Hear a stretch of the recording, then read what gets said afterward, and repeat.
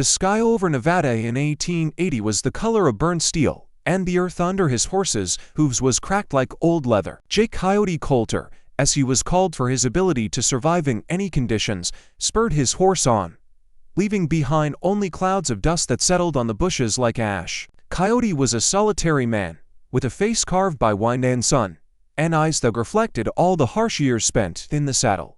He sought no one and nothing but peace, far from the hustle and bustle. But peace, it seemed, did not exist in this land. His path led through Dead Hand Canyon, a place where, according to rumor, even echoes died without being born. Travelers were rarely seen in this deserted wasteland, so Jake was very surprised when he noticed something left directly on the roadside, something he initially took for luggage, abandoned in haste. Upon closer inspection, his heart clenched with a fury he hadn't felt in a long time, for he saw a grain sack, and from the way it was tied, it was clear there was something alive inside, something small and helpless. A barely audible, barely distinguishable sob emanated from the sack. Jake dismounted, his old leather boots creaking on the sand. He carefully untied the rope holding the sack's opening, and his eyes, accustomed to the harshness of life, widened in shock. Inside, in the confined darkness, lay a bundle of old, dirty rags.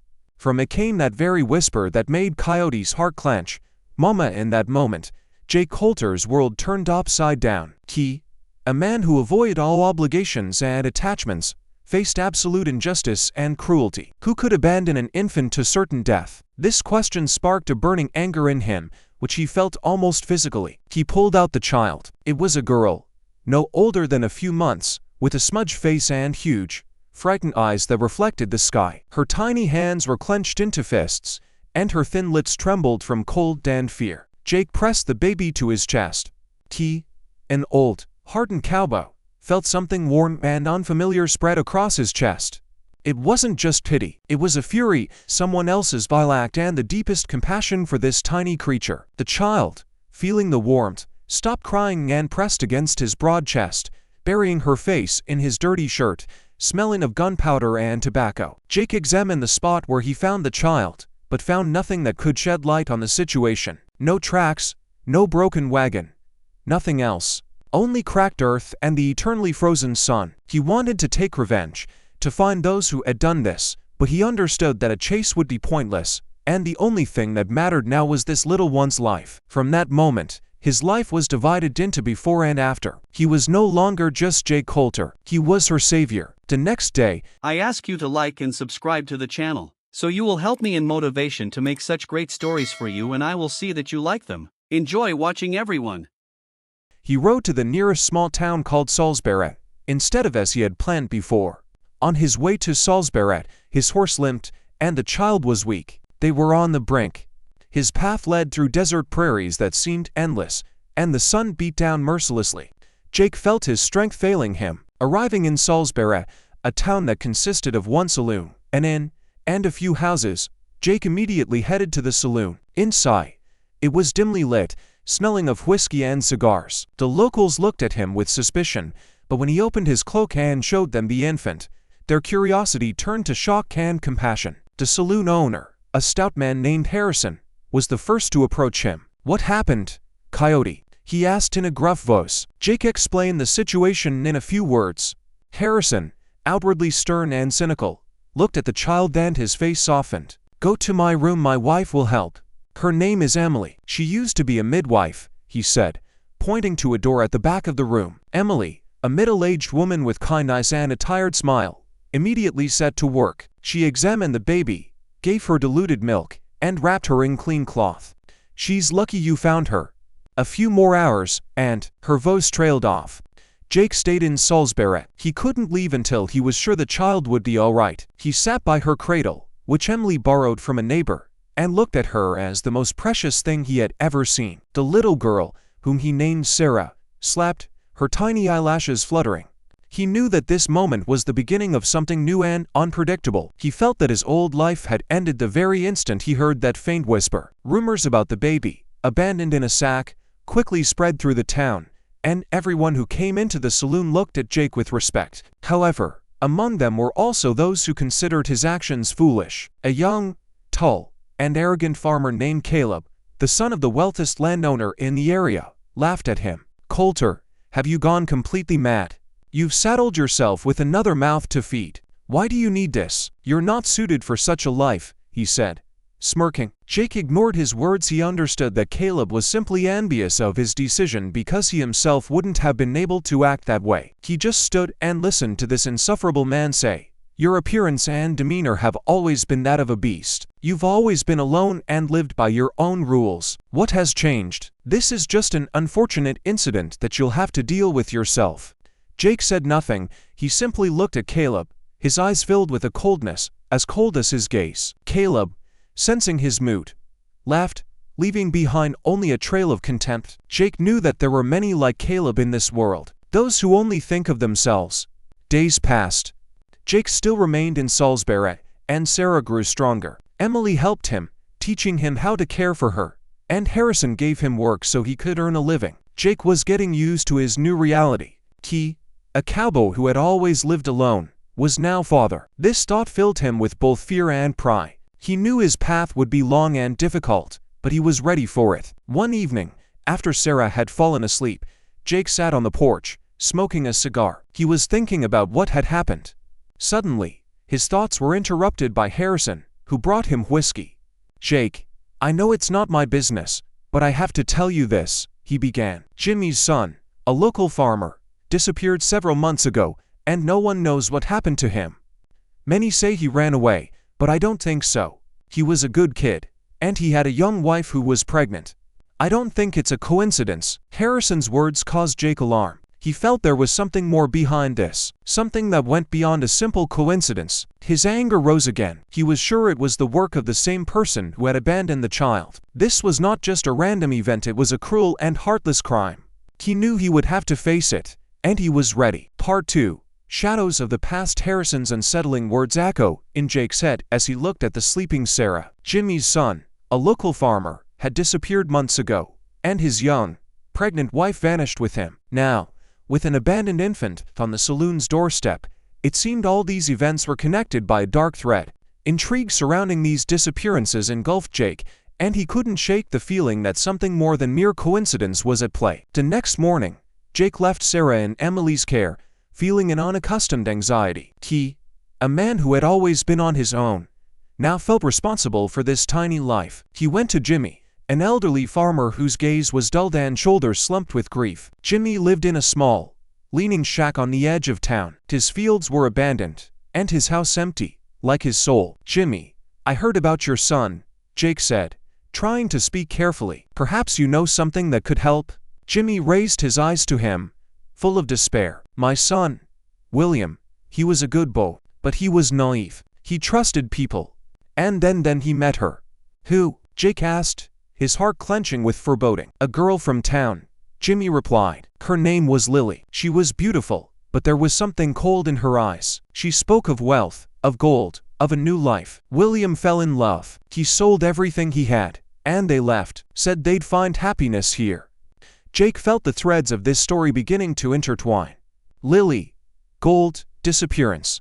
All of it was too similar to what had happened with Sarah. He realized this was no mere coincidence. This was a trail he had to unravel. Shock at the realization that someone who seemed so close might be involved made Jake tense. Jake returned to the saloon. Emily was already sitting with Sarah, humming a quiet lullaby to her. He told her everything he had learned. Emily listened, her face growing paler. "Lily, I knew her," she whispered. "She worked here, in the saloon, a few months ago. She was beautiful, but very secretive. She always wore a small silver crescent amulet around her neck, and she had a hidden pocket in her skirt. One day, when I was mending her clothes, I noticed it. Something was inside. The amulet, the hidden pocket. These details could be the key." Jake felt the intrigue mounting. He had to find Lily. He had to learn the truth, the where to look for her. The Wild West was vast. Lily could be anywhere. Jake felt despair begin to creep in. He looked at Sarah, at her peacefully sleeping face, and it gave him new resolve. He had to do this, for her. At that moment, Caleb, the same arrogant farmer who had laughed at Jake, entered the saloon. He was drunk. "Colter, are you still here?" "What? Can't you put down your new toe?" he said, smirking. Jake looked at him, and anger flared in his eyes again. He felt that Caleb was somehow connected to all of this. His arrogance, his indifference, it all seemed part of a large, sinister plan. But he couldn't prove anything. "Caleb, leave," Harrison said, his voice stern. "What? Don't you like me telling the truth? Colter, you're just an old fool who picked up someone else's trash." Caleb laughed. Jake couldn't take it anymore. He grabbed Caleb by the collar and pinned him against the wall. "What do you know, Caleb? Speak." Fear flickered in Caleb's eyes, but he quickly composed himself. "I don't know anything. Let go of me, old man. You'll regret this." Harrison and Emily pulled Jake away. Caleb, seizing the moment, broke free and, casting a hateful glance at Jake, ran out of the saloon. "What was that, Jake?" Emily asked, her voice trembling. "He knows something," Jake said, his voice strained. "I feel it. He's connected to Lily and William." Harrison nodded. "I heard Caleb was often with Lily. They spent a lot of time together, and then he suddenly stopped seeing her." These words confirmed Jake's suspicions. Caleb was part of this story. He was the one who could shed light on what had happened. And Jake had to find him. He felt hope ignite within him again. Late that evening, when the town was asleep, Jake sat by Sarah's cradle. He looked at her peaceful little face, and a deep, previously unknown tenderness bloomed in his heart. He swore he would protect her at any cost. He would not let the same fate befall her as befell William and his wife. He felt that something more than just greed lay hidden behind this story, something that threatened not only Sarah, but the entire Hope Valley. Suddenly, he heard footsteps. He sharply raised his head. A figure, wrapped in a dark cloak, stood in the doorway. The man slowly entered the room. It wasn't Caleb. It was Fisk, the local outlaw, known for his brutality. Fisk's eyes glinted in the dim light, like a predator's. In his hand, he held an old, worn leather pouch. "Colter, you took what belongs to me," Fisk hissed, his voice low and threatening. "Give me what's inside the sack, or you'll regret it." Jake froze. He realized Fisk wasn't talking about Sarah. He was talking about what was inside the sack where he had found the girl. What could it be? Part 3. The mark of fate. Fisk stood in the doorway, his silhouette ominous against the pale moon. In his hand, he held an old, worn leather pouch, similar to the one in which Jake had found Sarah. His words, "Give me what's inside the sack," sounded like a death sentence. Jake felt a chill run down his spine, not from fear, but from a dawning realization. Fisk hadn't come for the child. He had come for something else.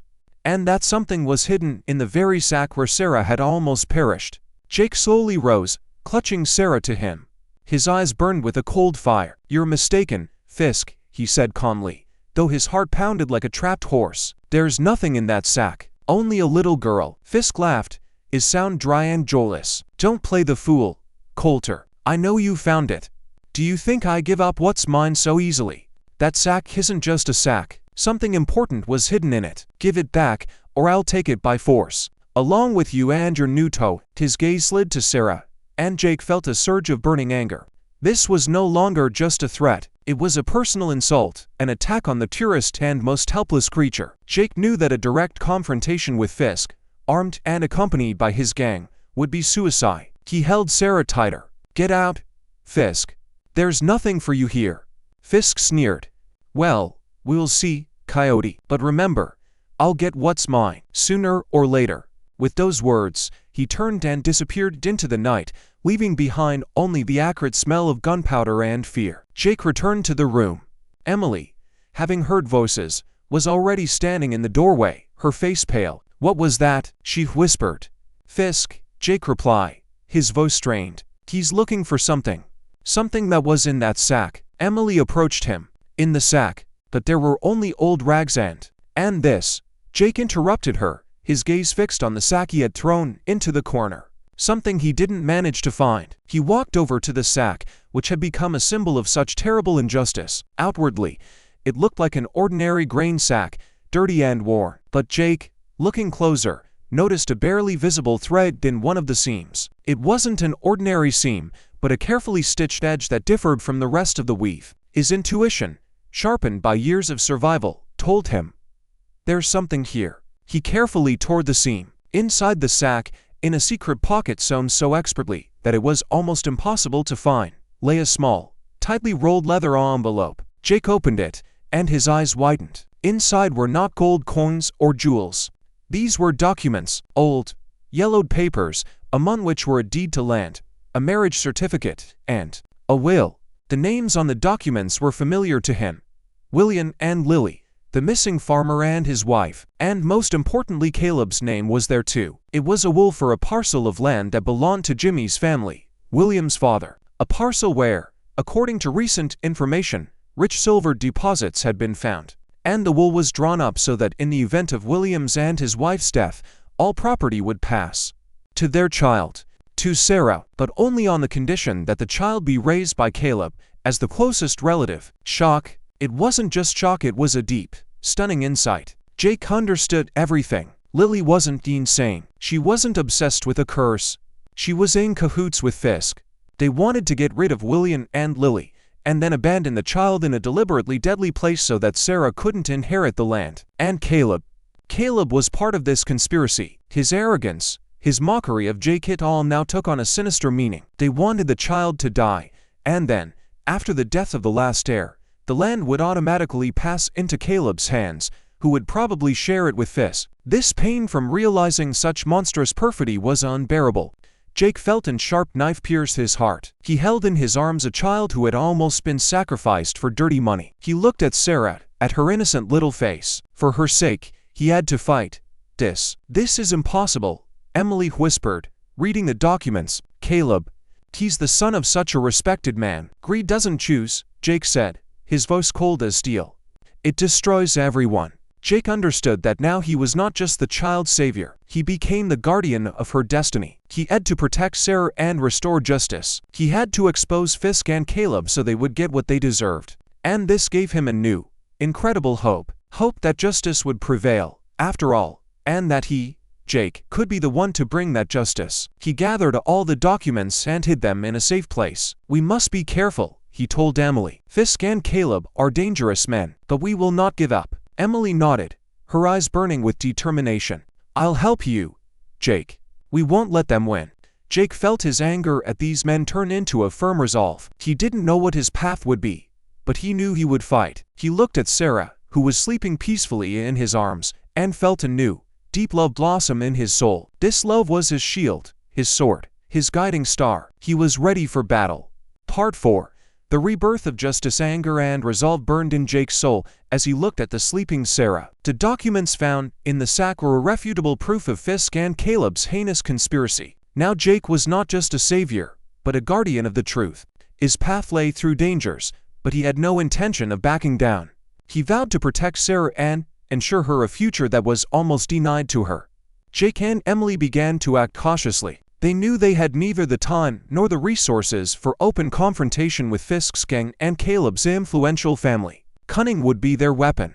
Emily, with her sharp mind and keen observation, began to gather information in town, inquiring about Fisk and Caleb, but doing so in a way that wouldn't arouse suspicion. Jake, in turn, carefully studied the documents, trying to find loopholes or additional evidence. Jake learned that Caleb, in his pursuit of wealth, had long tried to take possession of Jimmy's land, which William, out of naivety, had almost given up. But John's will change everything. Now the land belonged to Sarah. Fisk, being an experienced criminal, saw an opportunity for easy profit, offering Caleb to solve the heir problem. They planned for the infant to die in the desert, and then Caleb, as the closest relative, would easily enter into possession, concealing the crime. One evening, as Jake and Emily were discussing their plan, Harrison, the saloon owner, approached them. He looked worried. Jake, I heard Fisk and Caleb are up to something. They often meet at the old mine outside town. Something's hidden there. This was a lead. The old mine, Fisk's lair. A place where he likely hid his dirty secrets. And there, perhaps, was evidence that could completely expose him and Caleb. At this moment, Jake felt a surge of hope. This was their chance. But getting into Fisk's lair was extremely dangerous. Jake realized he needed help. He turned to Harrison. Harrison, I need your help. And Emily's too. We have to get into the mine. Harrison, despite his outward roughness, was a man of honor. He nodded. I'm with you, Coyote. These two scoundrels have been getting on my nerves for a long time. The next night, under the cover of darkness, Jake, Harrison, and Emily set off for the mine. They left Sarah in the care of a trusted neighbor, explaining the whole situation and asking for complete confidentiality.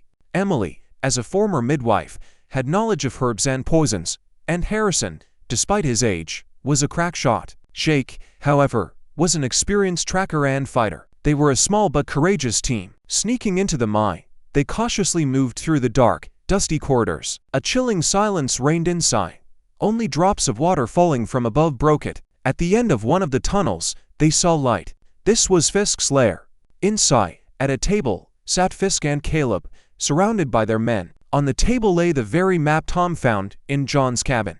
They were dividing the future profits from the silver vein. Jake, Harrison, and Emily took up positions. Emily, hidden behind a rock, prepared a special sedative concoction to incapacitate the bandits. Harrison held his rifle ready. Jake, gripping his revolver tightly, was ready for battle.